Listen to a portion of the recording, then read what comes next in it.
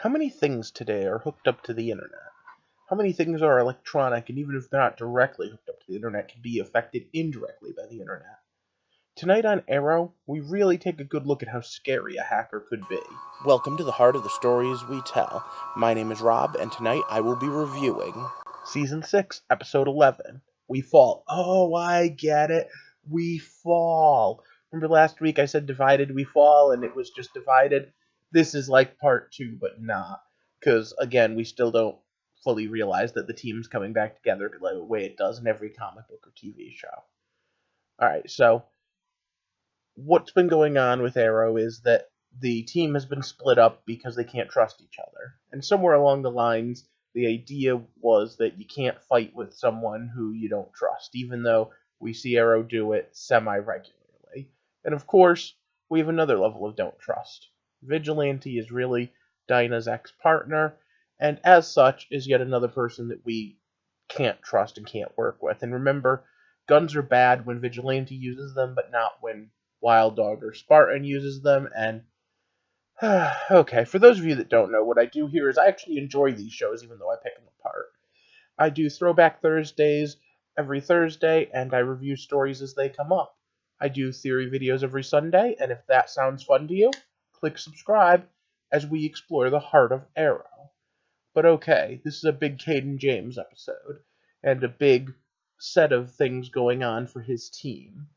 But before we get too far into that, I need to put up my spoiler warning, just in case you haven't seen the episode yet. So once again, it's stop. Spoiler time. So Arrow Jr. here is just as heroic as his dad.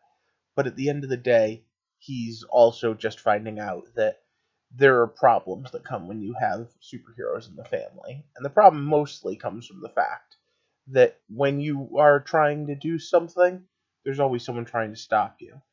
Now, Caden James says that Arrow killed his son, and Arrow doesn't believe he actually did. Of course, Caden James goes out of his way to sit there and say, hey, I'm going to make you suffer. I'm going to make you feel even worse than I felt having to watch my son die, or actually be in prison when his son died. Well, I don't know the exact specifics. To be honest, Caden isn't exactly doing a lot for me this year. But he's going to torture him by blowing up parts of the city and committing cyber terrorism. He hacks planes, he hacks elevators. I don't know, he probably can hack a microwave. I don't know. Arrow doesn't exactly have the best track record of being realistic since they hack nukes, but whatever. Meanwhile, we have the fact that the team is split in two.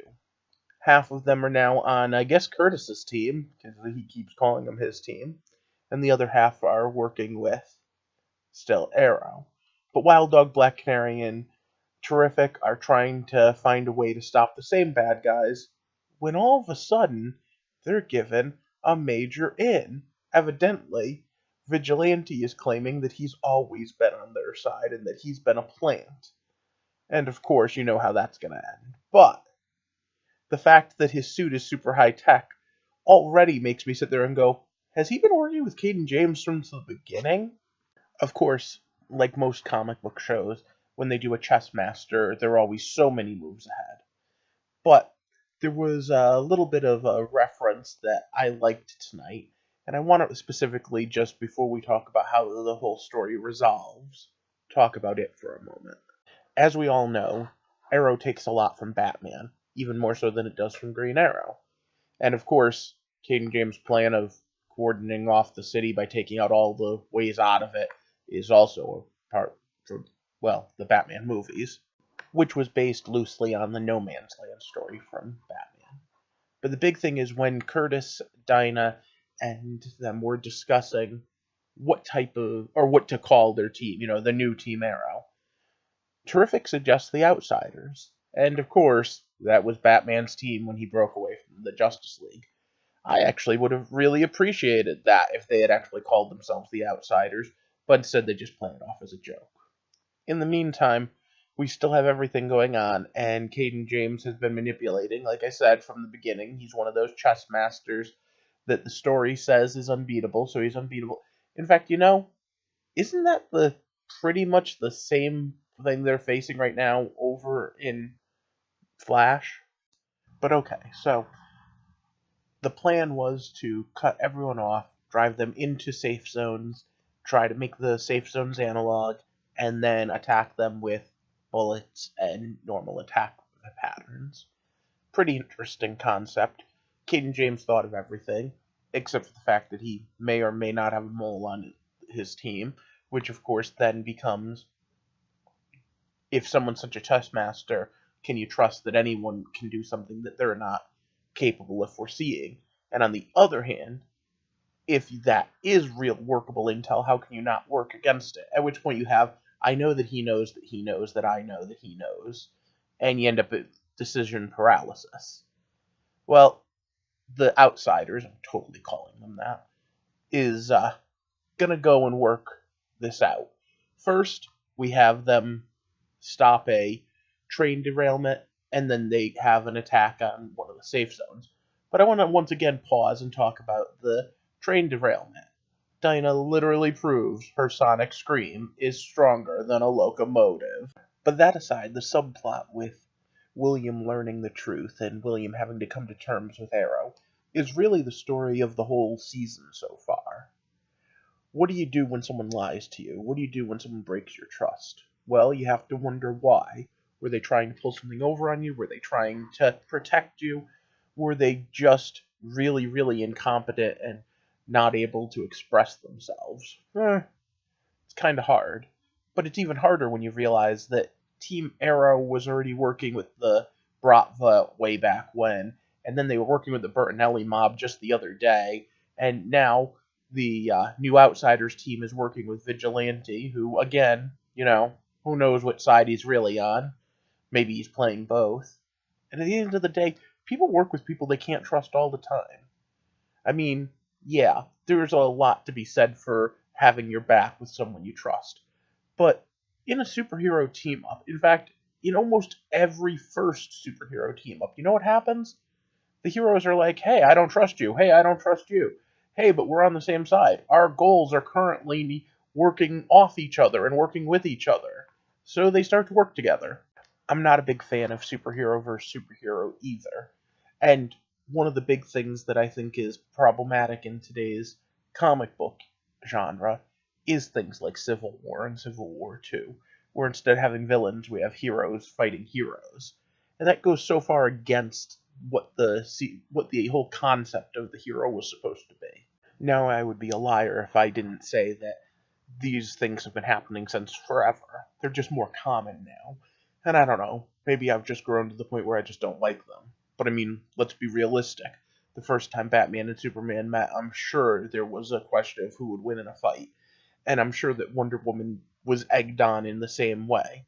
In fact, the whole Justice League, I have whole issues and runs where hero versus hero happened. I'm just kind of sick of it being repeated over and over again. And that's why I'm kind of annoyed at this whole split on the team. But, again, they're both teams are working with people they know they can't trust. And all of this because Caden James believes that Arrow killed his son by mistake, as collateral damage, which again, I cannot stress enough that we have people firing guns regularly on the superhero side. But okay, so Caden believes this because of a jump drive he received in the mail from someplace, and they try to track it, and they do lots of techno babble, and nothing. But at the end of the episode, we have pretty much the whole city under siege. And again, riffing off a Batman story, it's basically become a no man's land. We have two teams of heroes working not quite together, but side by side at the very least, trying to find a solution to this. But the real solution is that there is none. And I mean that literally. There is no solution because, as of right now, Caden James holds all the cards.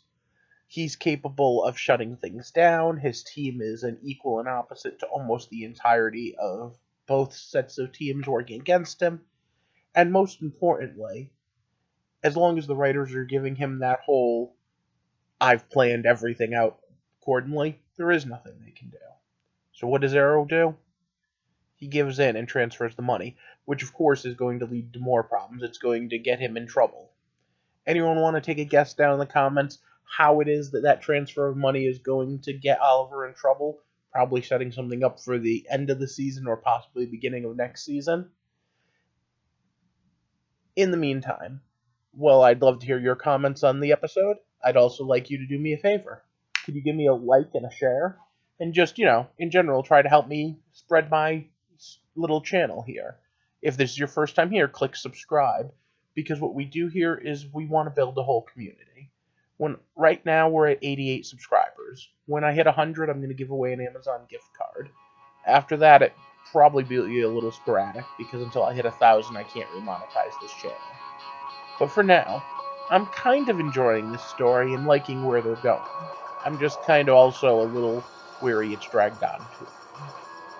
Let me know what you think as we walk through the heart of Arrow.